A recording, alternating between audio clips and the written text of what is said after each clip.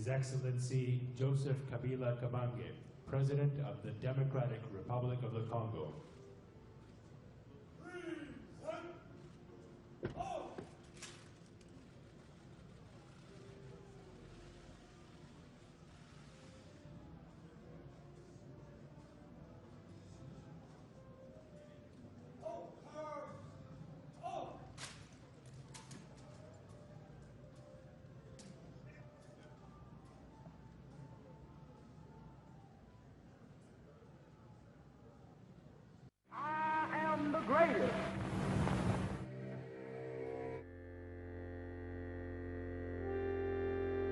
Chaque matin en Afrique, une gazelle se réveille.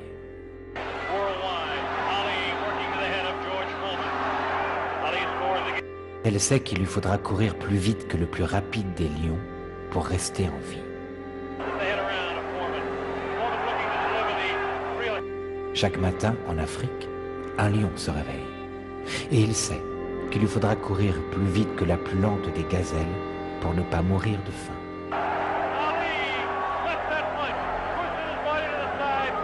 Kinshasa, Zaïre, 30 octobre 1974. 35 degrés, 85% d'humidité, 68 000 spectateurs entassés dans la chaleur. C'est le combat du siècle.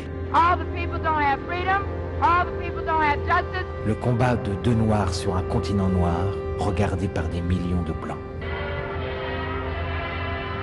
Chacun retient son souffle. Chacun sait qu'il n'y a jamais qu'un seul vainqueur. Que dois-je faire qui puisse davantage faire plaisir à ce peuple? L'un des deux tombera, humilié, sacrifié. L'un des deux gagnera, glorifié, acclamé. Malheur au perdant. La femme vaudou l'a prédit. Entre la gazelle et le lion, le vainqueur n'est pas toujours celui qu'on croit. Que l'on soit lion ou gazelle, quand le soleil se lève en Afrique, il vaut mieux gagner et la foule crier. Ali Boumaye.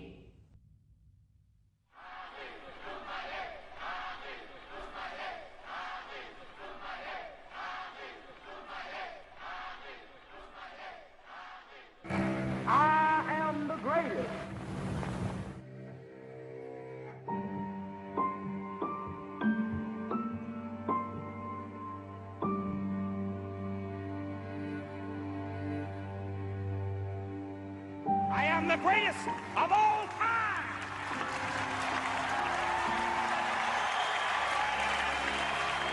Ladies and gentlemen, Sports Illustrated, Sportsman of the Century, Muhammad Ali!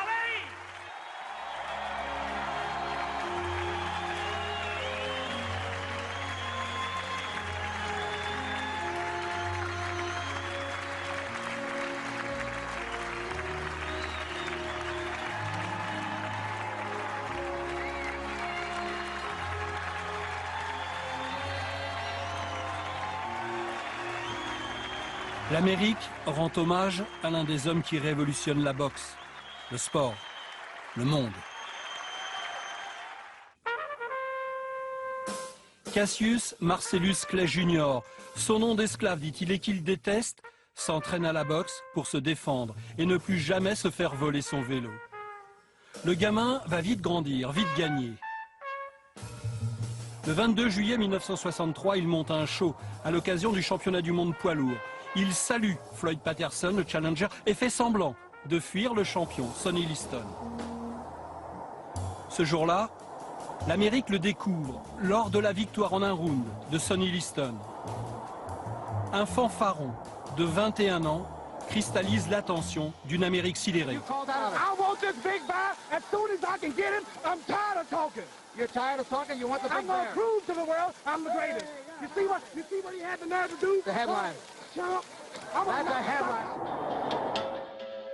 Qui est ce jeune noir qui défie l'Amérique blanche? Petit-fils d'esclaves, aux origines irlandaises, né à Louisville, dans le Kentucky. À 18 ans, il marche sur Rome, conquiert la ville éternelle lors des Jeux Olympiques de 1960. Médaille d'or en poids mi-lourd. La vie de Mohamed Ali se décline notamment en 3 thèmes. La lutte des Noirs contre l'Amérique blanche, la lutte du boxeur noir contre un boxeur noir qu'il déteste, Joe Frazier, la lutte du noir rebelle contre le noir pro-américain, George Foreman, champion olympique des lourds en 68. Après avoir contraint Sonny Liston à l'abandon lors du premier championnat du monde, Mohamed Ali le met KO. Dès le premier round, le 25 mai 65, au cours du match revanche. Et derrière, il invente le buzz.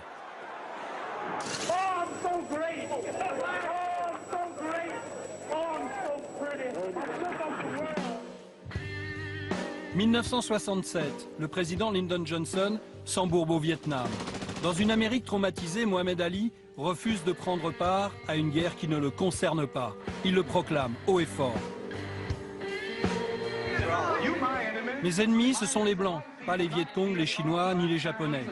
Vous me brimez quand j'aspire à la liberté, quand j'aspire à la justice, quand je demande l'égalité. Vous ne me soutenez pas dans ma conviction religieuse ici en Amérique. Et vous voulez que je me batte alors que vous ne me soutenez pas? Ce refus lui coûte son titre. Son appartenance à Nation of Islam accentue sa chute. Côtoyer Elijah Muhammad et Malcolm X déplaît fortement à l'Amérique blanche. Mais le dicton uniquement en Amérique va se vérifier. Ali retrouve ses droits. Et le 8 mars 71, il affronte Joe Frazier pour le titre mondial. C'est alors la bascule, le côté obscur de Mohamed Ali. Ridiculiser son adversaire, surtout quand il s'agit de Frazier. Oscar Bonavera, you're not fighting Sonny Liston, you fighting Joe Frazier. Everybody knows that. That's not the point. That's the point. John, what's your prediction? My prediction, the fight wouldn't go the distance. Oh, it won't go the distance. Stop me. You. How soon? What round? Look, don't let him obligate. 1 to 10, you be out there. I want the best of you. Ce 8 mars 71, le Madison Square Garden affiche complet. 15 rounds épiques pour un championnat du monde inédit. 2 boxeurs invaincus s'affrontent pour le titre suprême. L'un veut le ridiculiser et le démettre, Ali. L'autre veut le rabaisser et le soumettre, Frazier. Mohamed Ali tombe au 15e round et se relève. Il est déclaré battu. Mais le vainqueur, Joe Frazier, passe une semaine à l'hôpital avec un visage à la Elephant Man.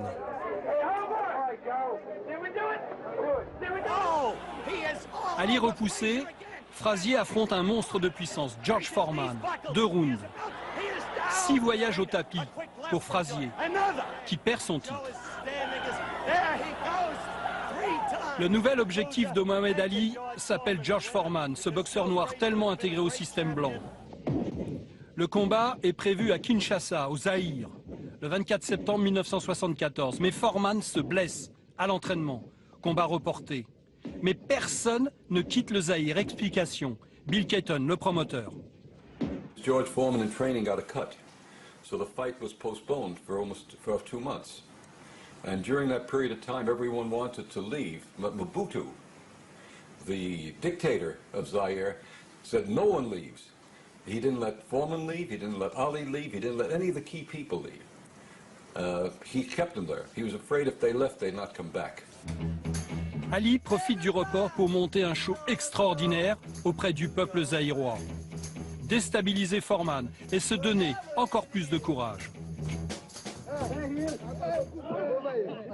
When I'm walking down the street, the kids follow me, screaming George Foreman, boom for you, boom for you. Ali invente, Ali Boumaillé, Ali tue-le. Et il peaufine son show. I done wrestled with an alligator. That's right. I have wrestled with an alligator. I done tussled with a whale. I done handcuffed lightning, throw thunder in jail. That's bad. I'm so mean, I make medicine sick. Man, dude. Bad. Ain't no doubt. Fast. Last night I cut the light off in my bedroom, hit the switch, was in the bed before the room was dark. Incredible. Fast.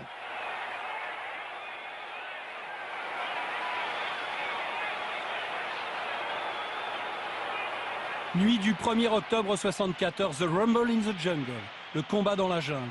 8e round, le combat tourne à l'avantage du greatest. Foreman KO 8e. Foreman, explication 20 ans plus tard. But when I lost that fight with Muhammad Ali, it devastated my life. Oui, il cherche toujours des excuses pour sa défaite. Il dit que le tapis était trop mou, mais il est tombé de tellement haut qu'il devrait être heureux que le tapis ait été aussi mou. I said all along that I believed that there was a conspiracy in Africa, that I would lose the title. And I found out the true conspirator was Muhammad Ali. He hit me with that right hand, boom, on my chin, and dropped me. Pour Mohamed Ali, qui vient de récupérer le titre mondial, il reste un défi, sa belle, face à Joe Frazier. S'il vole comme un papillon et pique comme une abeille, le papillon butine parfois les fleurs du mal. Humilier son adversaire. Il compare Joe Frazier à un gorille. Ali n'est pas au-dessus des lois. Il a été condamné en 67. Mais il se place au-dessus de la morale. Si un blanc fait cela, l'Amérique prend feu. C'est à Manille, sous la férule du dictateur Ferdinand Marcos, qu'a lieu le 3e opus, Thriller in Manilla. Aux yeux du monde, Marcos veut se blanchir, comme on blanchit l'argent sale, au vu de tous, mais sans le déclarer. 50 degrés. Debout sur le ring, ils sont en rage.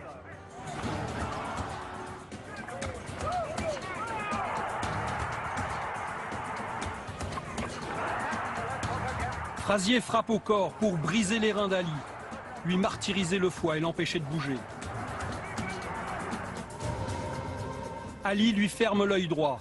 Frazier est borgne. Il ne voit pas de l'œil gauche depuis 1964.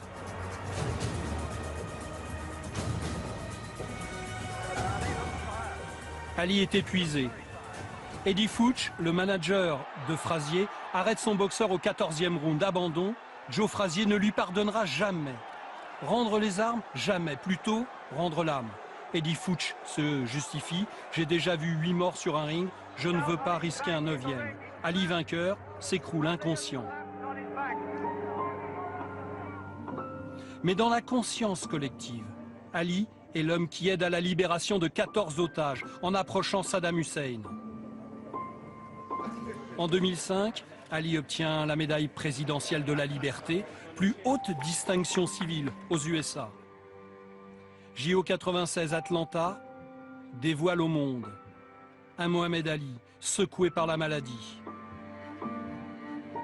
Depuis 1984, la mort et une saloperie appelée Parkinson entament leur course. Fin de cavale, 32 ans plus tard. À 74 ans, il quitte cette vie qui l'a tant agité. Après avoir refusé de coucher son étoile sur Hollywood Boulevard, elle demeure accrochée à notre mémoire pour le restant de notre vie.